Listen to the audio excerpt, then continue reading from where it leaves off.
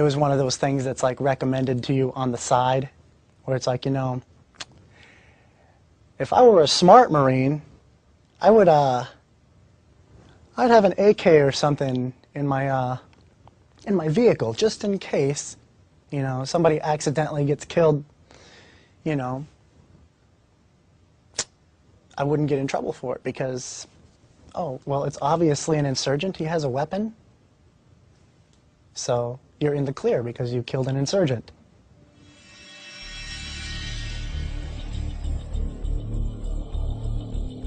When we arrived there, they gave us quite a few AKs, and they said, keep them in case something happens. And that was about it. It just went from chain of command down to us, and actually it was pretty much everybody on the base. When mistakes were made, we carried drop weapons. These weapons right here were taken from the Iraqi police back during our first deployment. And this is just an example that we would take their weapons and carry them around with us in case we did mess up and shot the wrong person. I've heard numerous circumstances of civilians getting killed, and then you know, soldiers and Marines subsequently placing weapons on their bodies or placing wire on them. We would photograph all the people we killed, and in the photographs there would be the object, either the shovel or the AK-47, and that was proof enough to protect the individual soldiers from getting tried for any sort of crimes. We hear of very few of the prosecutions that actually occur in Iraq and Afghanistan. But of those that have made the newspapers, I can think of 3 off the top of my head, which involved dropped weapon. So yes, it does happen, and it happens more frequently than we would like to believe, and certainly more frequently than we know.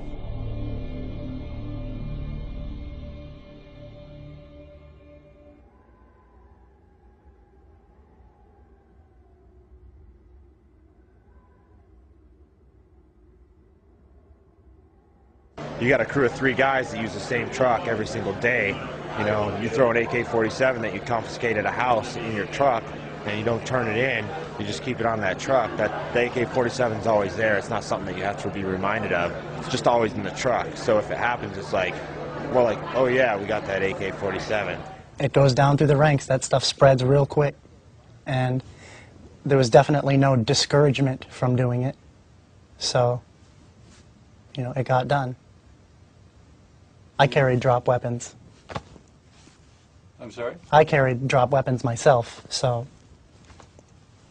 Where would you carry them? In our truck. I was actually in a 7-ton truck, so there was plenty of space there.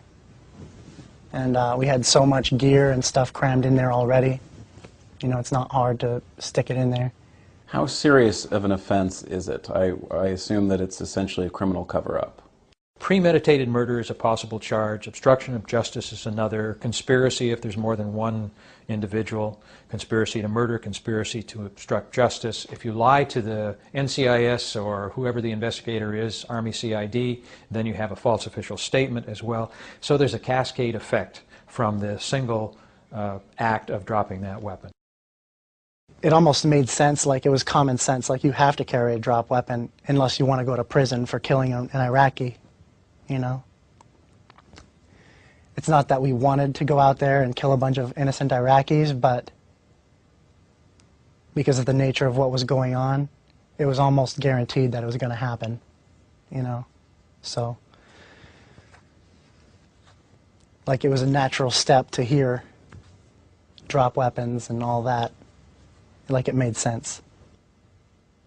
You take a commander, he's in charge of all these young men, and it's his responsibility to get them home safe.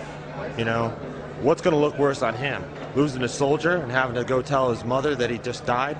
Or having some Iraqi that you can just throw in a dumpster or throw over a wall or hide under some brush or throwing a drop weapon on and say he was an enemy combatant, let's move out? I absolutely heard superior officers and higher ranking officials talking about this stuff, you know. I'm not talking about, like, sergeant, you know, so-and-so, or, you know, lieutenant so-and-so. I'm talking, like, majors and, You know, you got a lieutenant colonel talking to, you know, the sergeant major of the battalion, and it's like they're talking about this stuff openly. You're like, yeah, it's against the rules, but you got to cover your ass somehow. Individuals don't want to have to deal with a wrongful death, don't want to have to deal with a murder. I mean, if the troops go out and kill somebody and CID has to be brought in, and suddenly you're being investigated for your performance in training your troops and then in reporting or not reporting what you knew or should have known, then this presents serious problems for the commander. And commanders may, some weaker commanders may be willing to even encourage this.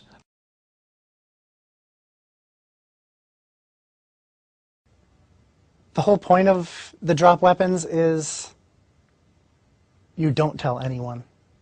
Because the second that word is even mentioned, you're going to get burned. You're going to get fried for it. You know, and that's well known.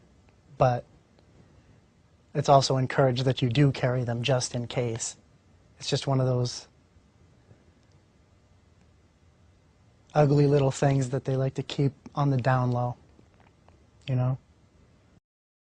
Isn't it something that they should be speaking out actively against? I think there's no question that seniors in the chain of command, they know about dropped weapons. They know that it goes on. When you're talking about platoon commanders and company commanders who are closest to the actual troops, of course they know about it in detail. As you go up the chain of command all the way to a four-star general, I have no doubt that the most senior officers in Iraq and Afghanistan, all the way up to General Petraeus, are aware of it. But what are they to do? As long as you put high-power weapons in the hands of 18 and 19-year-olds, bad stuff's going to happen once in a while. And the best we can do is aggressively prosecute those cases that we become aware of. Everything we did there, when we were there, it didn't seem wrong. Everything was right because people that we charge with, people that we trust, and people that we have to take care of us, they tell us it's fine because they give us the rules of engagement and they do it. And we just, unfortunately, we're young and our brains are innocent and they control it. And when you tell a 19, 20-year-old kid that just, you know, sees his friends get killed and things blowing up all the time, he don't care. If you tell him this, he'll do it. When you know something is wrong, but you feel like you have to do it if you want to survive and you want to go home to your family, it's almost like you're being put in a place where you have no choice except to be dishonest. And I